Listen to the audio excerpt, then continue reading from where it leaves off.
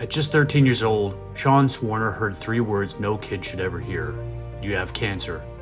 Doctors diagnosed him with Hodgkin's lymphoma.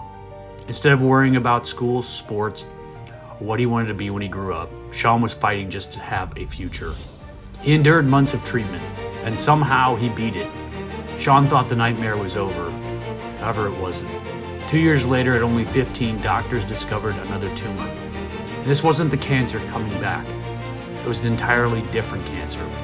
A rare and aggressive tumor called Askin sarcoma was growing in his chest. This time, the odds were terrifying. Sean underwent intense treatment and surgery, leaving him with severely reduced lung function. Before most kids could even learn to drive, Sean had battled cancer twice and survived both times.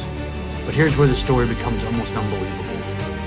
After everything he'd been through, Sean didn't want to spend the rest of his life being defined as a kid who survived cancer. He wanted to find out just how far his body could go. So he chose a goal that sounded almost completely insane. Mount Everest, 29,000 feet, the highest point on Earth, a place where the oxygen becomes so thin that even elite climbers can barely function. A place where perfectly healthy people have died simply trying to reach the top. And Sean wanted to climb it. With severely compromised lung capacity. People told him it couldn't be done. Sean had already heard the word impossible before. In 2002, he traveled to the Himalayas and began to climb. Every step took him higher. The air got thinner, his body got weaker. Eventually, Sean entered what climbers call the death zone. Above 26,000 feet, the human body literally begins shutting down. There isn't enough oxygen to survive there for long. Sean kept climbing. One step, one breath, one step, one breath, until May 16th, 2002. The teenager who once wasn't sure he'd live to become an adult stood on top of the world. Sean Swarner had reached the summit of Mount Everest. But Everest wasn't the end, it was the beginning. Sean went on to climb the highest mountain on every continent, completing the 7 summits.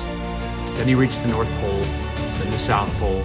He took on an Ironman, and suddenly the kid who had spent his entire childhood fighting to stay alive was spending his adulthood searching for the next impossible challenge.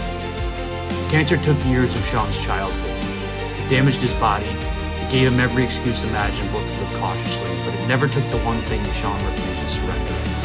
The decision about what he would do with life he had left. Sean Swarner didn't just survive cancer, he took the life he almost lost and carried it to the top of the world. And that is why Sean Swarner will always be